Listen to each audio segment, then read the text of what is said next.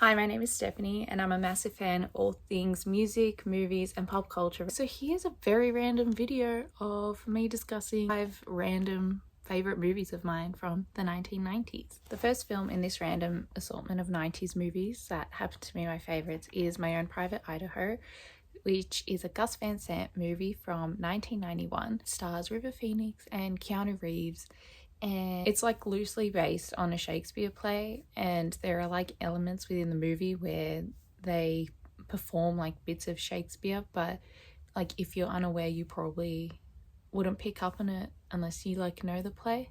I first discovered this movie in like really early 2020 when I was going through River Phoenix's filmography, and I remember this is the first copy of the movie that I ever bought. I have a few because when I first saw it I was just like transfixed by mainly River Phoenix's performance. Like obviously they're both great in this film. The softness and the gentleness despite how rough this movie is very special in my opinion, and it's the reason why I keep going back to it and keep rewatching it. I have also seen this movie in the cinema. They put it in the cinema a few years ago and I went and watched it, and it was so lovely to see this film on screen considering I'd seen it so many times just like at home. Yeah, there's something about watching a movie that you've seen a million times in the cinema that just kind of enhances it in a way that you probably weren't expecting, especially again once you've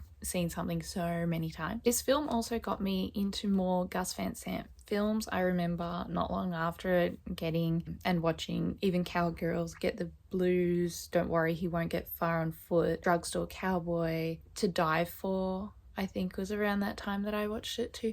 Like I think there are a few more that I just can't think of off the top of my head, but I love when a movie is like a gateway into other people's filmographies. And the same happened with Keanu Reeves. I think after I watched this I ended up watching majority of Keanu's filmography as well and really loving that whole experience too. The next one in this random assortment of movies is Muriel's Wedding, which again is a movie I think I watched for the first time when I was like 13, and it had such an impact on me. It is an Australian film. It is directed by PJ Hogan and it's from 1994, and there's something so special about this film and the amount of heart that it has. Toni Collette's one of my favorite actresses of all time. I could watch her do anything and always be impressed, and this is again one of those examples where she's just always telling so much, just like with her eyes and with her facial expressions. Like she's just like a perfect actress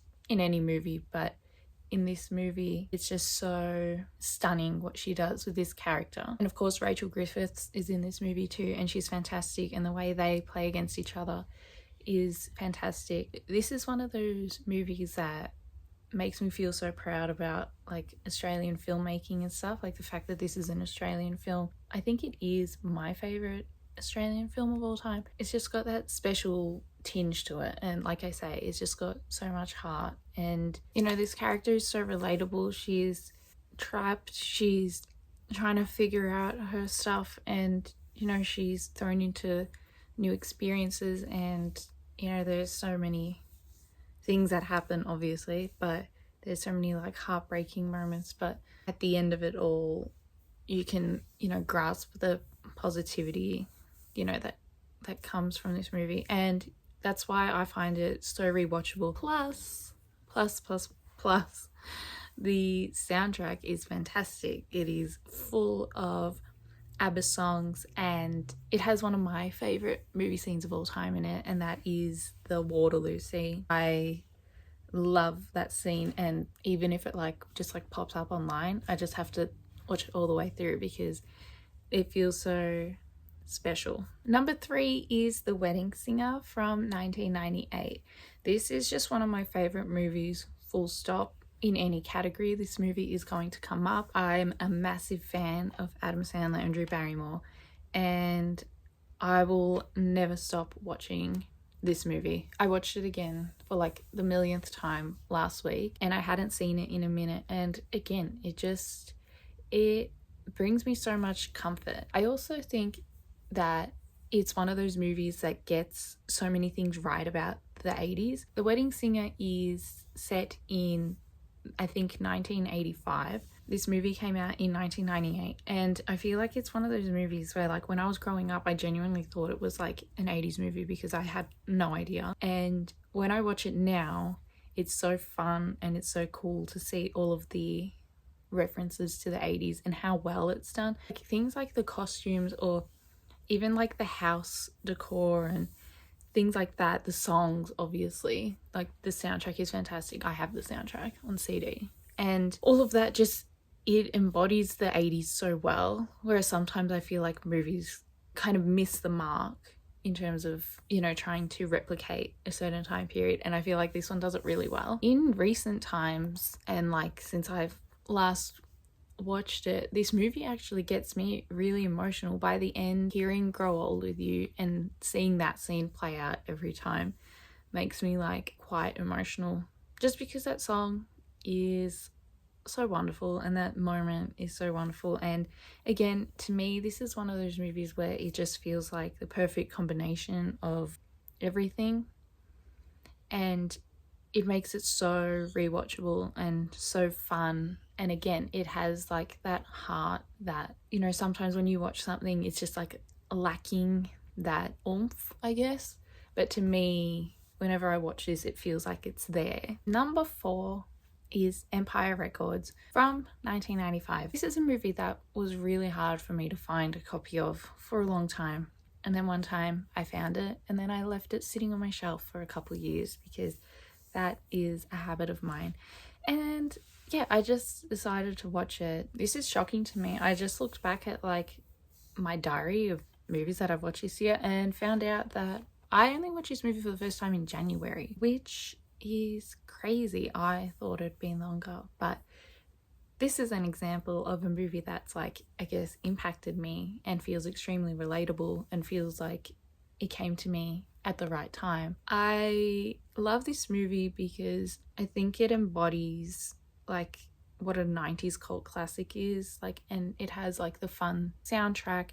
It's got a cast full of characters and actors that like we love. Everything from like the outfits to where it's set is just so cool. What I love about this movie as well is that it is set from like morning till night pretty much on the same day. So you get this like full immersive experience of like a million things happening with these characters, and you just kind of get to sit with them. And again, the soundtrack is so fun and the environment is so fun, and it is set in a record store, and it's so fun to see, you know, the concept of people buying music and people shopping, and the way that it's just like full all the time. The movie is also set on April 8th, and within that day as well, it also covers like this artist that's going to come in and do a signing named Rex Manning. So they always say in the movie, Happy Rex Manning Day. What's fun about this is that there are cinemas that play this movie on April 8th, and this year that's what I did on April 8th. I went and saw this movie at the cinema, and there was like a cardboard cutout of Rex Manning, and it said Happy Rex Manning Day everywhere,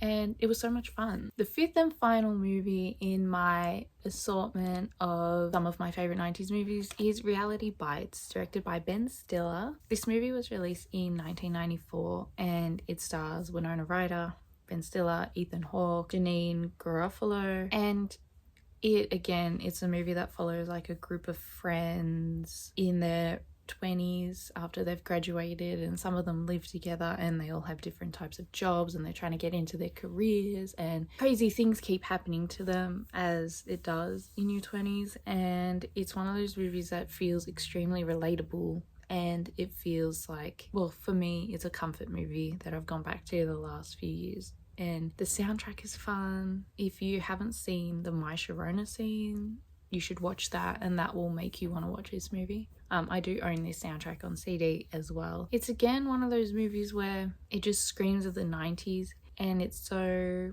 pretty, and the outfits and the vibes are all there. And again, with all of these movies, it just makes me want to, like, I guess, romanticize life a bit more, and I don't know, feel like I'm living in a 90s movie rather than whatever time period this is now. Again, this is one of those movies where it feels like, you know, everything will be all right. You know, you can have crazy things happen and that's just part of life, and you just kind of keep it moving and have fun rather than, I don't know, delve into despair or anything. But yeah, these characters are so fun to be around, even though sometimes they stress you out.